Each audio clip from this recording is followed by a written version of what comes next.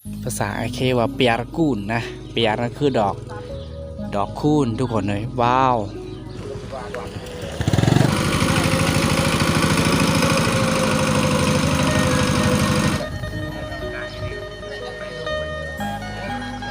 มาแต่ไปหาฟืนสีดังไฟสีพิงไฟนี่สัญญาณเต้ไปฟืนเอา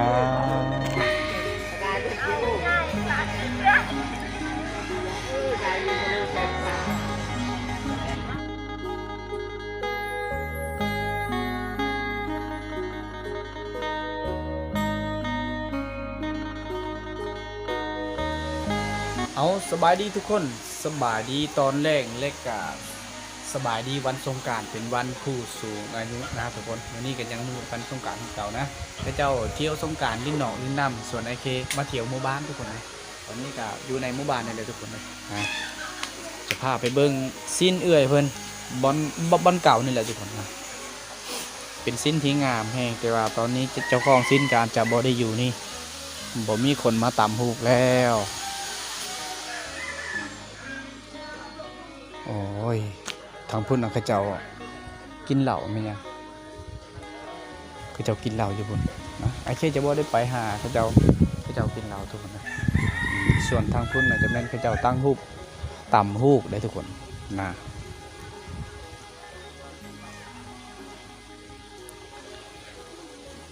เขาเจ้าต่ำฮูกอยู่จุดนั้นไอ้เช่จะบ่เข้าไปนะ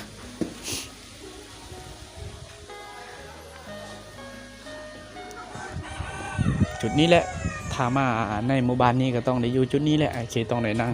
พักจุดนี้แหละเพราะว่าจุดนี้จะมีสัญญาณอินเทอร์เน็ตนะเสื่อมฮอตสปอร์ตก็เจ้าลักถ่ายผู้สาวก่อนนี่โอ้ยเขาเจ้าเห็นแล้วเขาเจ้าแล่นรถหยะเลยผู้สาว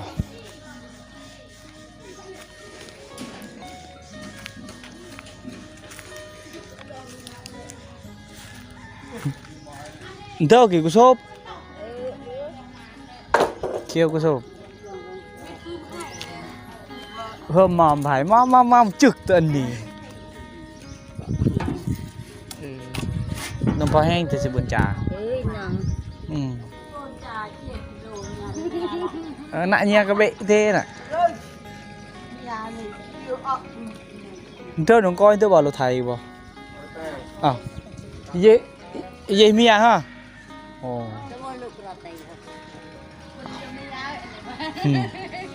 ฝนสิตกมังบกสิหล่น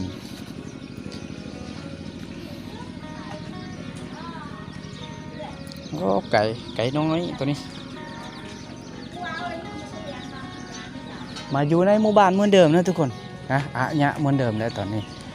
คือว่าอะไรเขาเจ้าเที่ยวสงกรานต์เที่ยวบุญส่วนไอ้เคน่ะเที่ยวหมู่บ้านรถไถเขาเจ้าแก่แห่แก่สายมาแต่น้ำซีเลยอันนี้เลยแกขึ้นจนฮอดเฮือนแล้วเขาเจ้าที่เฮ็ดห้องน้ำช่วงนี้ก็ส้นละวนเขาเจ้าเฮ็ดห้องน้ำ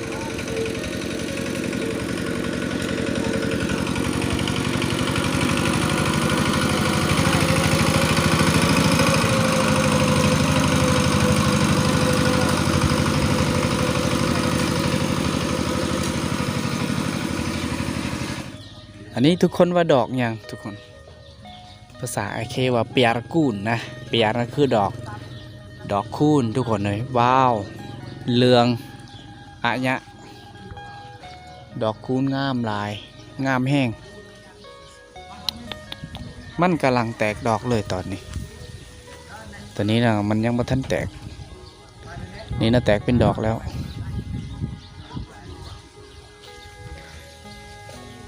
รถตับมอกหลดอ๋อขนาดเปียรกูนดอกคูนโอ้มันมีต่ออยู่ในนั้นเอ้ยดอกคูนได้ทุกคนติดเฮือนเขาเจ้าในระหว่างเครื่องกลางเฮือนเขาเจ้านะทางนี้กับแม่เดี๋ยว ระวังใจกลางหมู่บ้านเลยมันอยู่เป็นแก่นเลยเด้นะ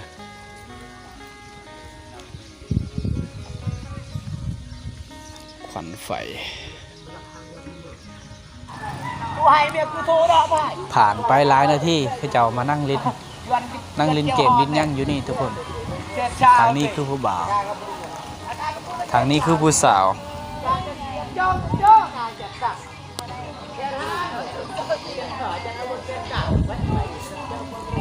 cái chăng lo ta nghĩ hay ngon ta ra nữa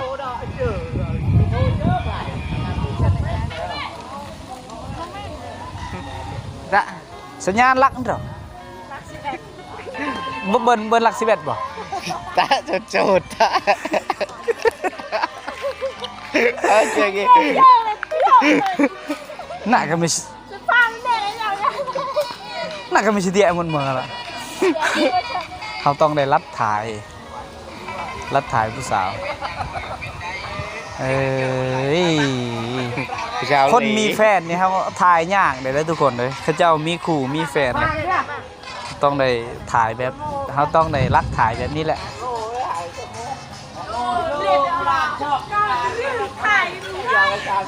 สตรีมบ่เอ้าไม่เย่ไหมไม่เย่ไปได้ไหม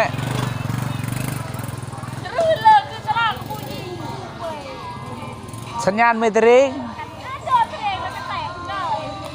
ขับไปสัญญาณไม่เร่งอันเด้งก็เรื่องของงานดอกอันเด้งก็เรื่องความแจ้งของงานดอกชินเจ้าไม่ตะก้อนนิ่งณดาวยิงมาแจงไม่นิ่งมาตะแจงเขาต้องว่าเข้าไกลบ่ได้นะ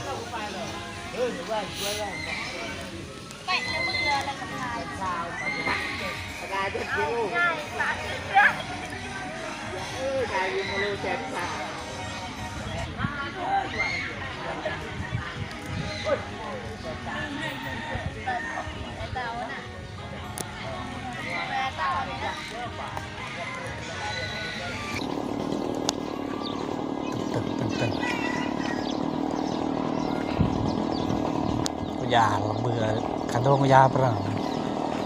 เพราะทำไมผมไม่จ่าล่ะ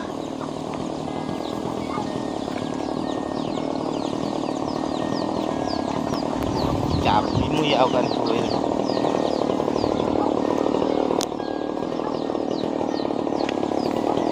เฮ้ยยิงเจ้าดอกไหนสวยพอได้ที่รบกวนเนาะ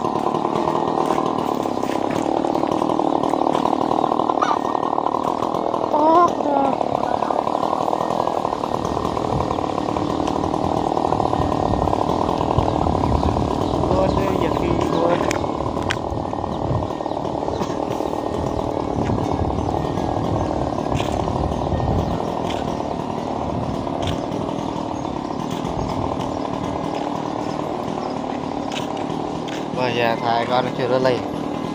đâu nên tôi gu mà mấy dịp bữa nay có thơmแบบ ai là người làm tay บอ này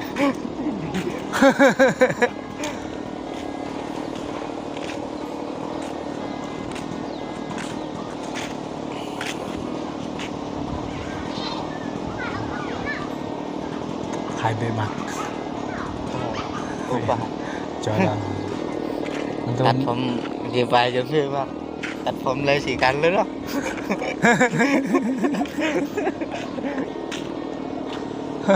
chuyện vào quỷ mua bà khăn chờ bên phải mà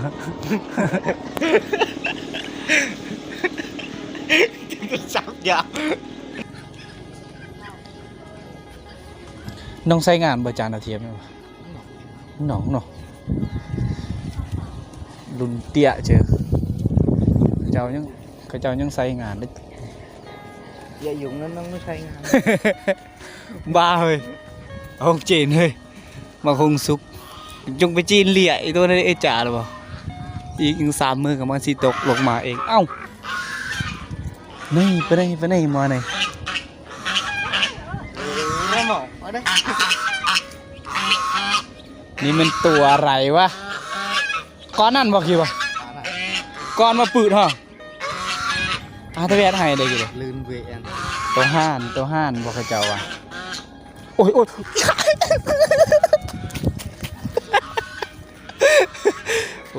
ยมันแหลนมันไล่เฮ้าทุกคนอันไปแฮร์รี่อัน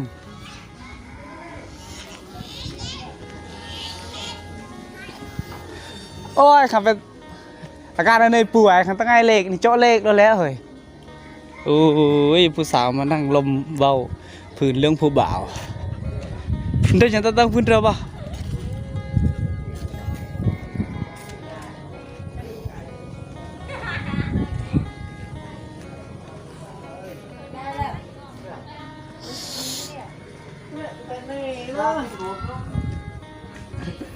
เอ็ดมาไงเนี่ยจ่าย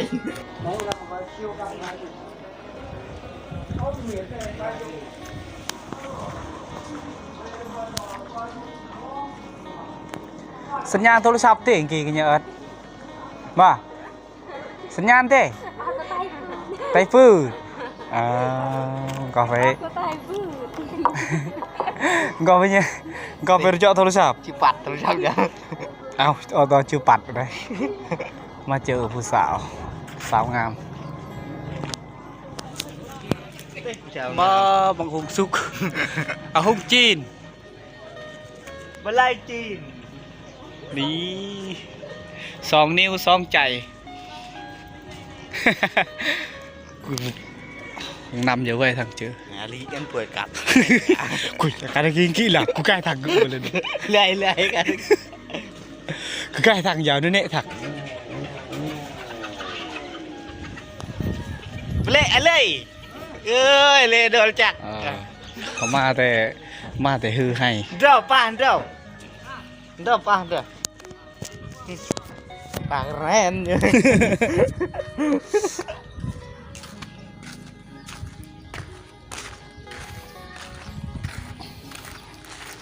เดี๋ยวจะเมี่ยงได้กี่เลย ทรมานเข้าไปอันเลยเอ้ย เคยเอาก่อนถ่วง อย่าไล่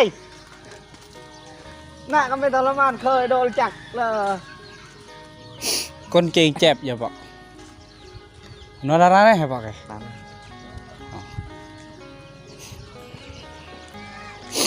เดี๋ยวหมเนี่ยแม่นเ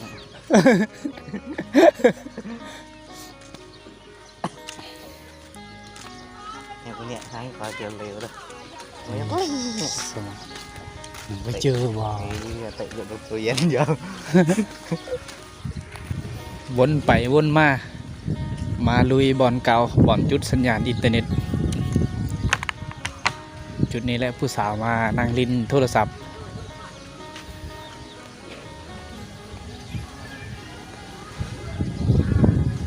จุกงวยร้องงวยเลย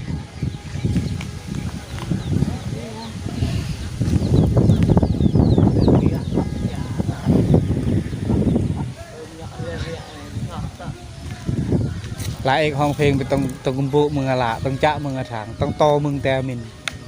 จะอ่อยมาพยานทองแปร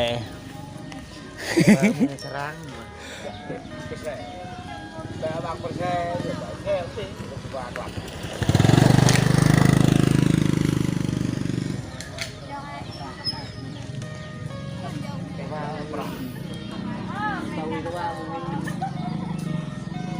tôi tao vào hào tao ao tao vào nghìn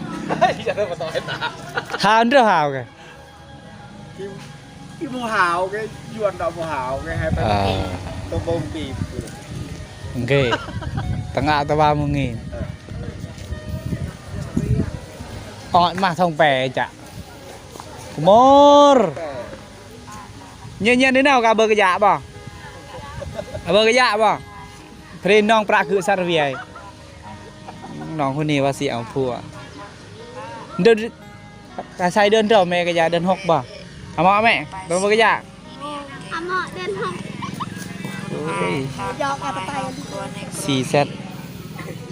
กันเถอะ เอ้ย เออใจ จะอ้อยเพราะอย่าต้องแปลอันนี้มานี่ TikTok บ่ เรียกกันเลย อันนั้นมานี่ TikTok บ่ TikTok นี่เด้อแต่ยาวนี่เด้อ เอาแล้วนั้นอ่านเลยอ่านกระดักเลยจะยวนมัน ผ่านไปหลายนาทีนะทุกคนตอนนี้กา17:00นะไอ้ที่ได้เลาะบ้านนี่แหละเที่ยวหมู่บ้านนี่แหละทุกคนเลยฮะคือว่าและคือเจ้าไปเที่ยวงานสงกรานต์นะสำหรับไอเคกะมีแต่เที่ยวส้มหมู่บ้านนี่แหละ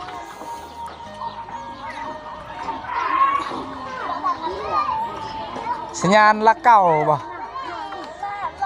ลักเก้าคือเด่นไหนเด้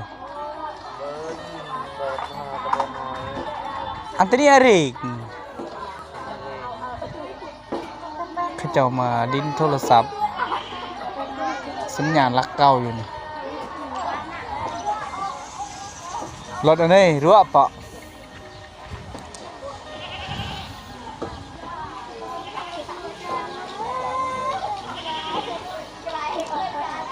กองฟืนกองไฟเขาเจ้า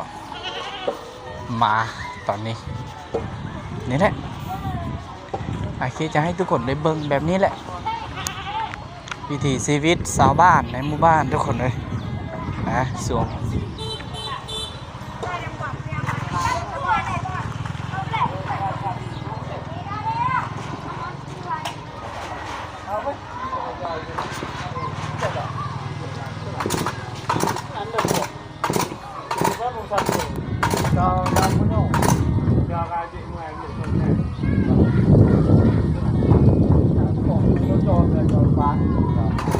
ข้าเจ้าได้แปลงจากซิติน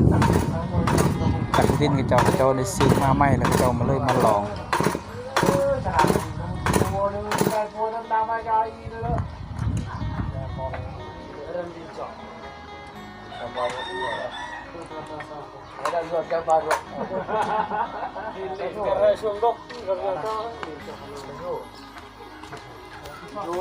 ข้าเจ้าได้ซ้อมจากซิตินนะจากซิตินข้าเจ้าซื้อใหม่แล้วข้าเจ้าได้ซ้อมนี่มาเบิ้งแม่เท่าเกลือหมู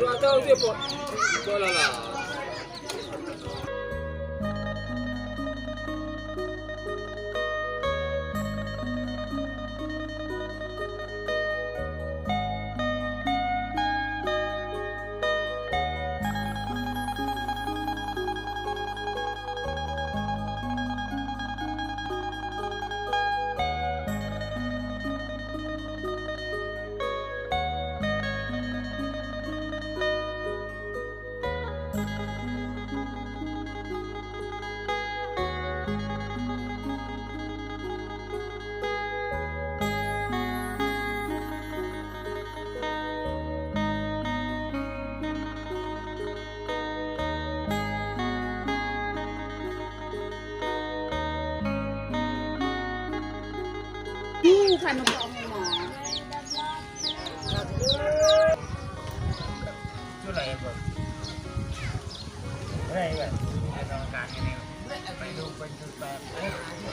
มาแต่ไปหาฟื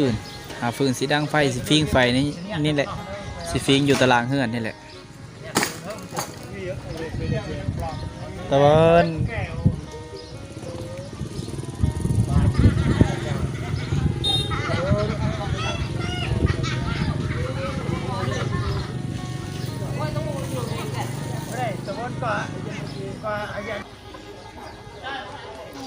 ผ่านไปหลายนาทีนะ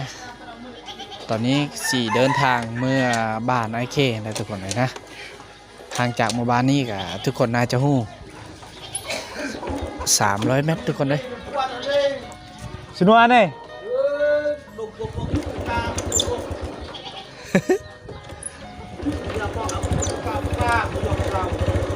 เป็นไงเลยเป็นไงดูอ่ะยัง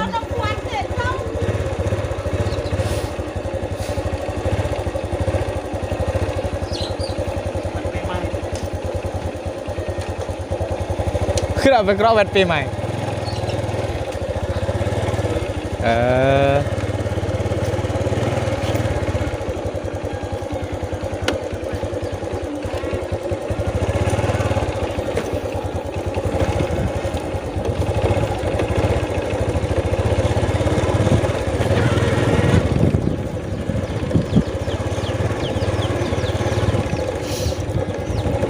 ถ้าว่ายามฝนแถวนี้หมื่นทุกคนเลยหมื่นโคตรหมื่นเลยนี่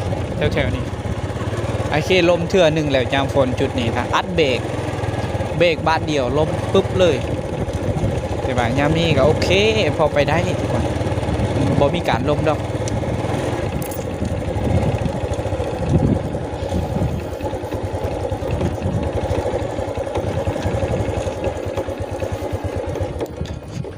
นี่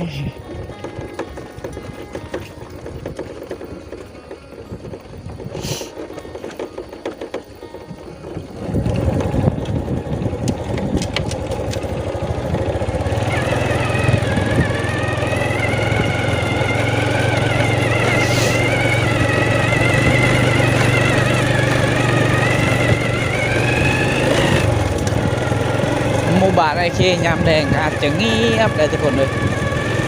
บ่ได้มีเสียงรถเสียงหยังเสียงเพลงแห้งไก่เพราะว่า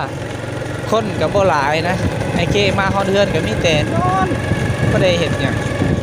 กินข้าวแล้วก็นอนเซยหมู่บ้านเขาเจ้าหลายหลังคาก็ถือว่ายังมีการซุ่มแซวนะนี่นะบ้านไอเคก็อยู่ไผอยู่มันอยู่แบบเงียบๆ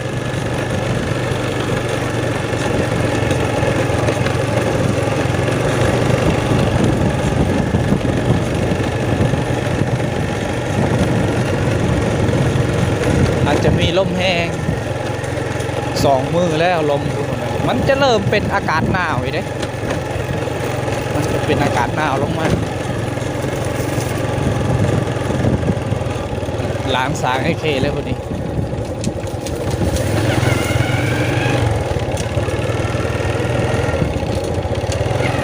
ทางแวะไปเฮือนไอเค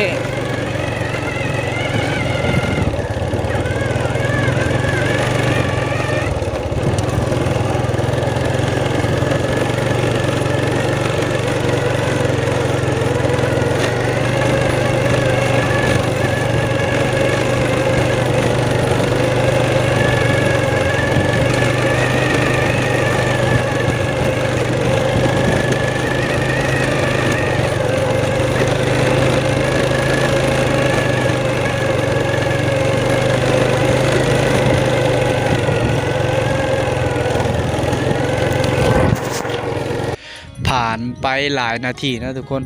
ตอนนี้ก็ได้มาฮอดหมู่บ้านไอเคแล้วได้ทุกคนเลยเป็นหมู่บ้านแกงแจะนะหมู่บ้านแกงแจะคุมละอ้อเมืองเซโปนแขวงสวรรณเขตทุกคนนะ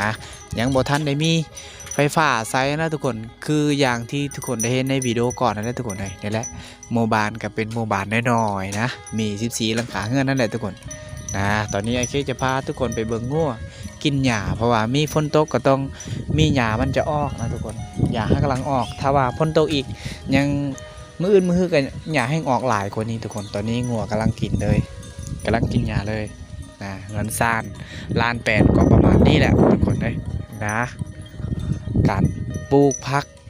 หอมบัวก็เขาจะปลูกแบบง่ายๆนี่แหละนี่คือเขาจะเฮ็ดเบียร์มักพริก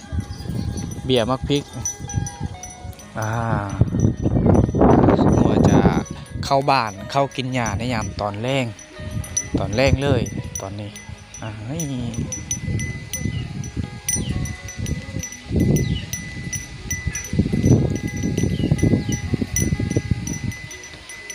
งัวงาม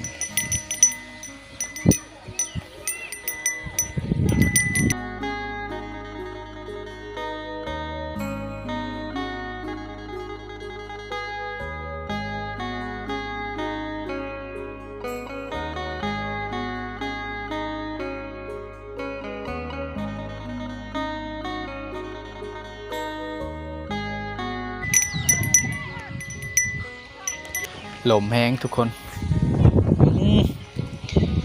พอ อเท่าเพิ่นก็บ่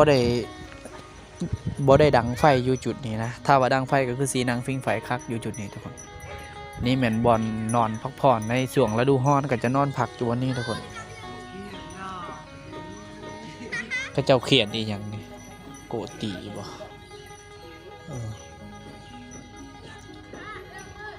เด็กหน่อยกินเมียงไว้ยังเขาเจ้ากินเมียงตอนแรง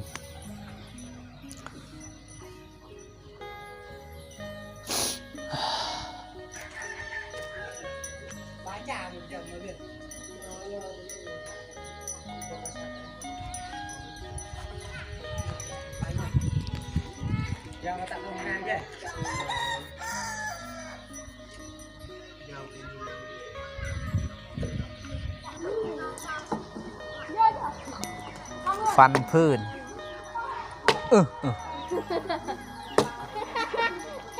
พี่ขมัน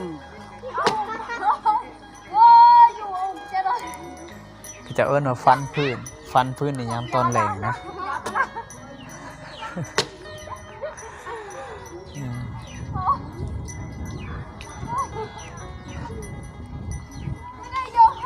คือจุดนี้คือจุดระวังใจกลางหมู่บ้านไอเคเลยอยู่นี่แหละ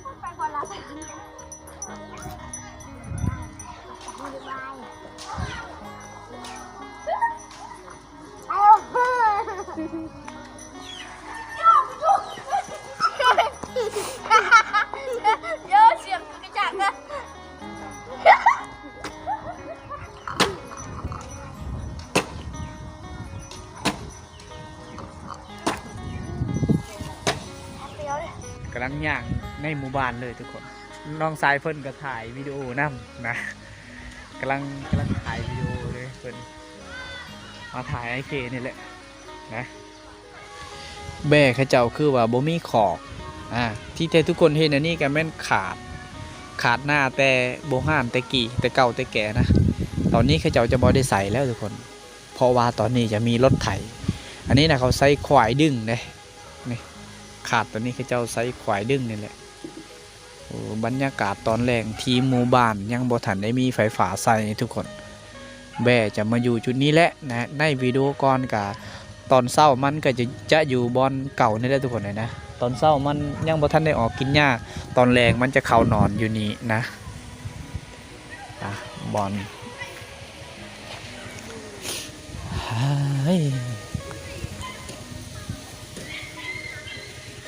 เด็กน้อยจะขี่รถได้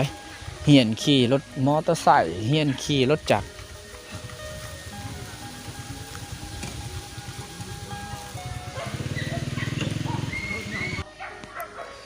บรรยากาศคำลงแล้วได้ทุกคนเลยนะวิดีโอไอเคก็อาจจะบสัดปันได้นะขยับกล่องกับขยับค่อยๆนะทุกคนนี่ละจุดนี้ก็คืออีกมุมนึงเป็นจุดใจกลางของหมู่บ้านนี่นะทุกคนเลยนะโอ้ยทุกคนเลยกล่องฟืนอะญะเอาทุกคนเลยนะนี่แหละวิดีโอไอเคจะบ่ได้คอยซัดปันใดในยามตอนแรกทุกคนเลยนะ